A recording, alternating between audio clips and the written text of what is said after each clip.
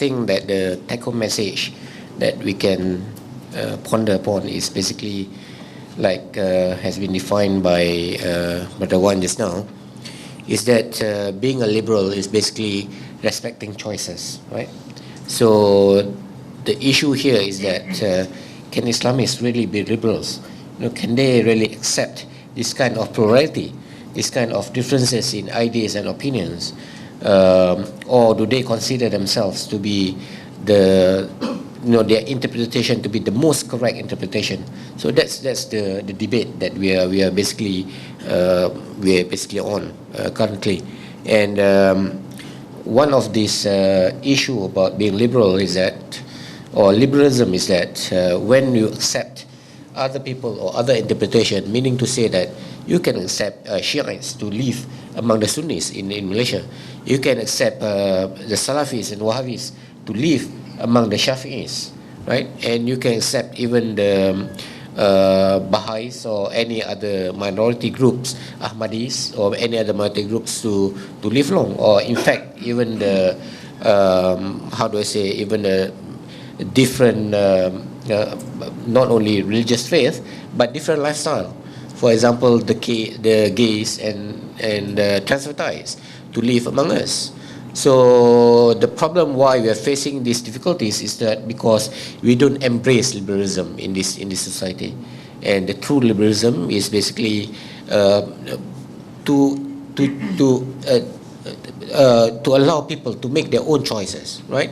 So meaning to say that women has the right to choose to wear hijab, as much as they have the right not to wear hijab.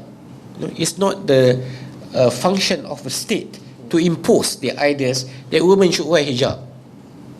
And like in Turkey, for example, it was wrong when there was at one time trying to impose women not to wear hijab. So either way is wrong, right? So it's back to free choice, right? To basically to have the liberty to choose what we believe in. And with that, I guess I would like to invite Dr. Mazli Malik, my friend, we have been friends for more than 10 years now, and we share many similar values. Perhaps I'll invite you. Thank you.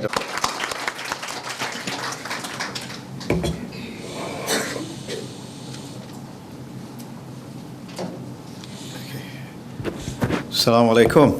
A very good morning. Somebody asked me to give a new salam. Salam satu liberal, but I think it's not the time yet. Maybe amongst with one and with Prof. Farouk I can say that, but not in public. It's very contentious. Okay, thank you, Prof. Farouk, Dr. Akyol, and Wan Saiful, ladies and gentlemen. It's interesting looking at the topic, can Islamists be liberals? I'm not sure whether the topic is right, I've been right a phrase, or it should be rephrased. The other day, before we go into the topics, I still remember I met with a group of Malaysians and Indonesians living in the States, in the United States of America. A group of thousands of them, larger than this crowd. And I asked them, how do you see Islam in the United States in 50 years ahead? So everybody has their own opinion, has their own imagination, and what else. So I asked them, how did you see Islam 50 years ago in the States? Okay, so I said, now you could see a lot of mosques being built, Islamic centers, diyanats, they call it diyanats, and a lot of Muslims and Islamic groups emerge in the United States of America, living together with non-Muslims, with Zionis, with the evangelists, with everybody else. So I asked them, what made all this kind of environment that you're living in? So they have their own answer. But at the end of the day, I told them, you cannot deny two things. Thanks to liberalism and thanks to freedom. Whether you like it or not, that's what's happening.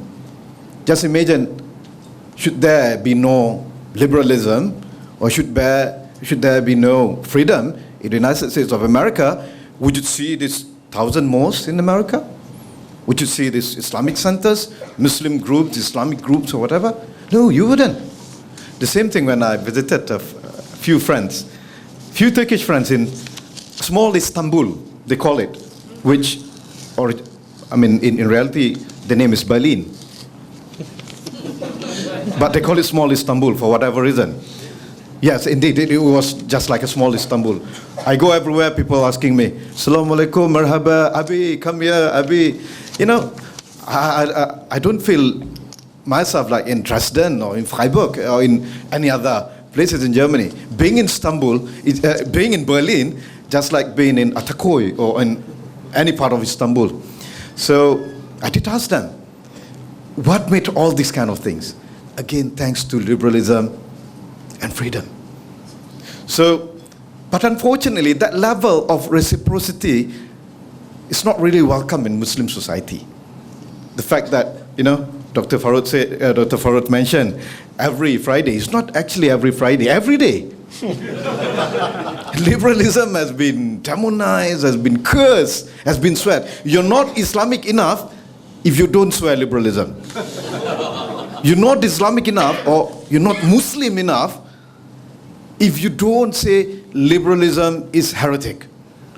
So I couldn't see, the only thing I say is, do they really understand liberalism?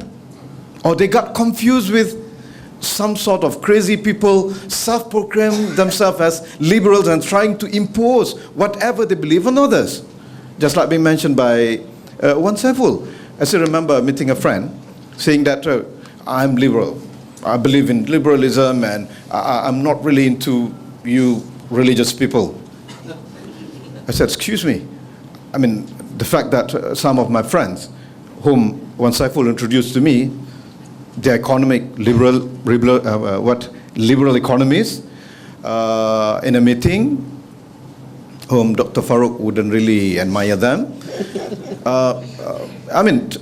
Before we have our lunch, or in the UK we call it dinner, they asked me, I said, Dr.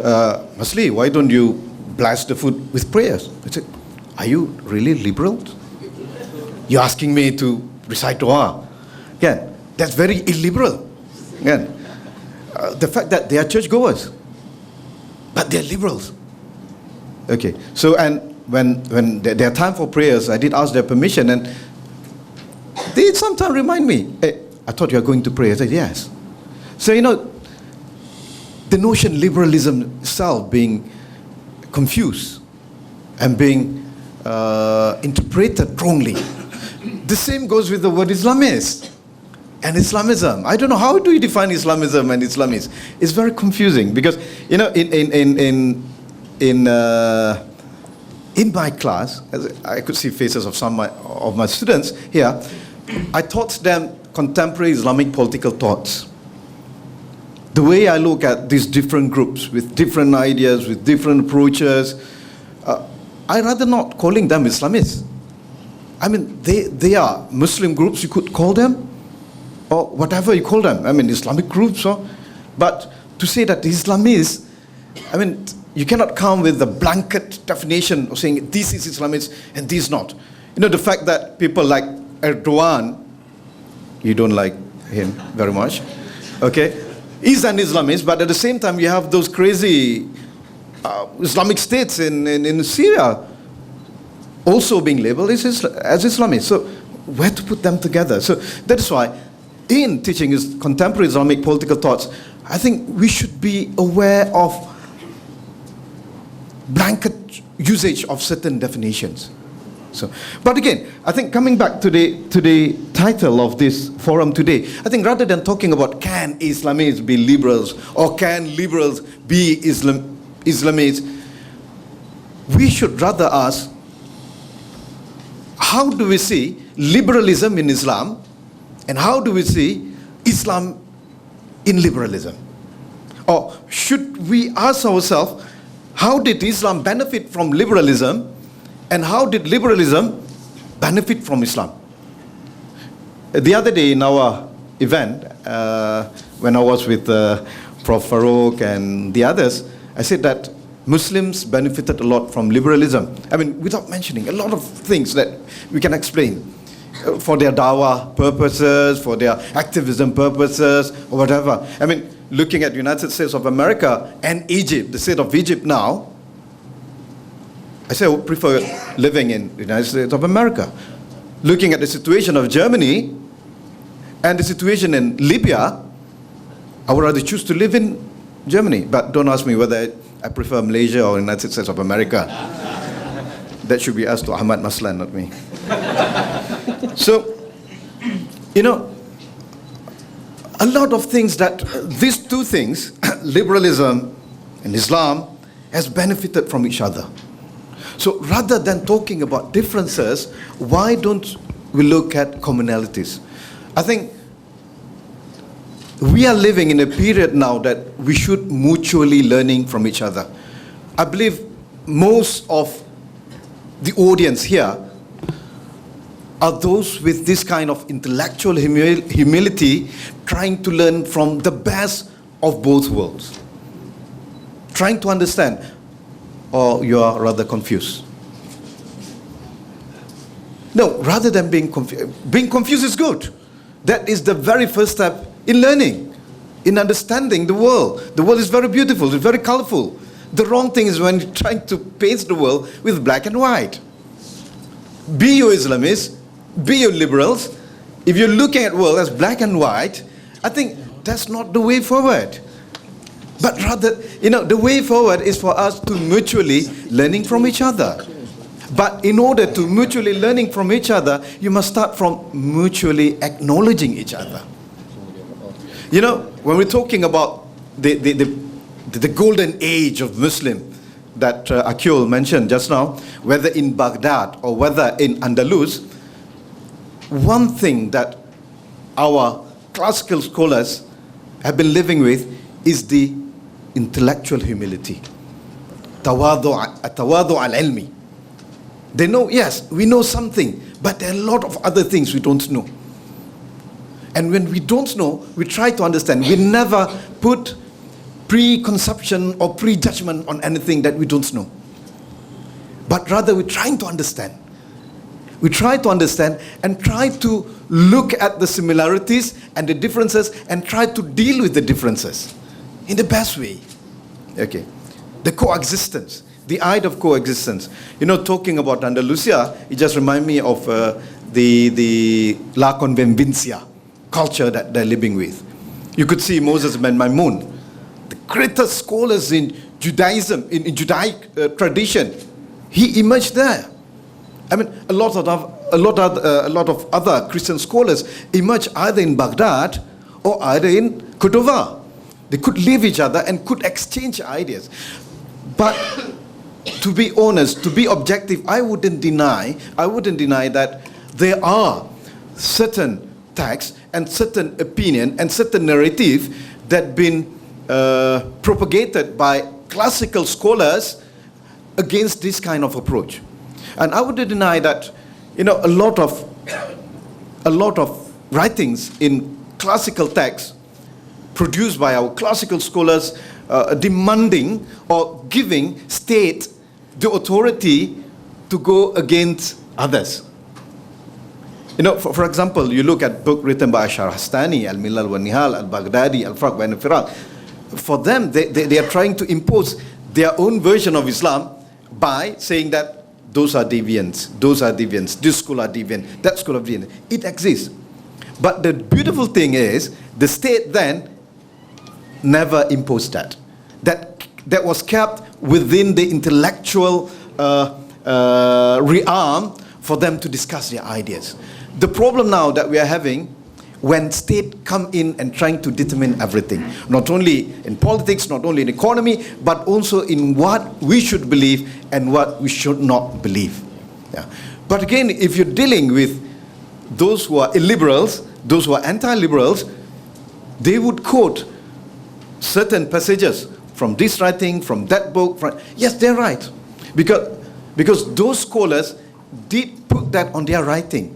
The problem is, was that the mainstream idea then? That's the question. And number two, those writings were a mere ijtihad by those scholars. So, in the period that we're living nowadays, we need new ijtihad.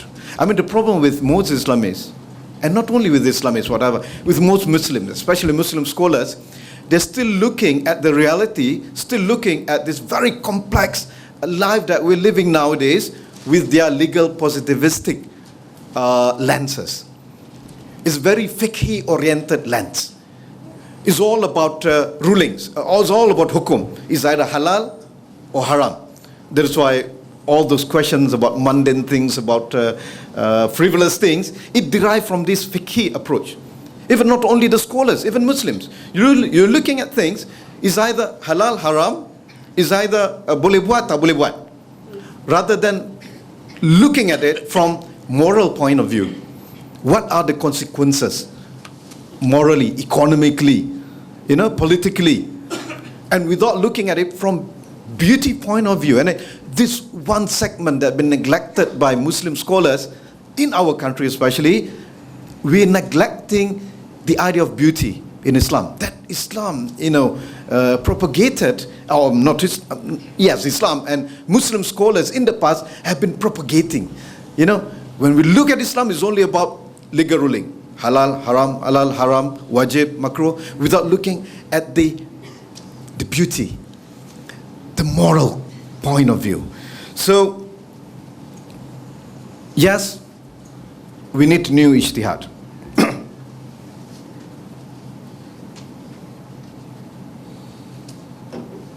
In looking into life, in looking into reality, in looking into the way we interact with each other. So remember, I was talking to some of those Indonesian and Malaysian community living in the US, when I asked them, can you consider the United States of America as Darul Islam? Definitely a big no. Okay, tak apalah. And then I go forward and say, what about Malaysia? Is it Darul Islam? I said, no. Indonesia? Well, definitely no. We cannot have a joker we as the Khalifa of Darul Islam. I said, so what kind of Darul Islam that you envisage, that you're dreaming of? He said, oh, the one that have hudud, that Khalifa has this and that. I said, then welcome to Islamic State ISIS. You've got everything that you want. Again. So I think, is that all about Sharia? So what about cleanliness? What about rule of law? What about the civil rights? Don't you think that is part of Sharia? What about, the preservation of environment? Living without bauxite, without liners, the waste management. I think the other day I was invited by DAP. Was that a secret thing? No, it's not. I was invited by DAP. They were talking about waste management while they were with their widow. They were still with their ex-wife or ex-husband.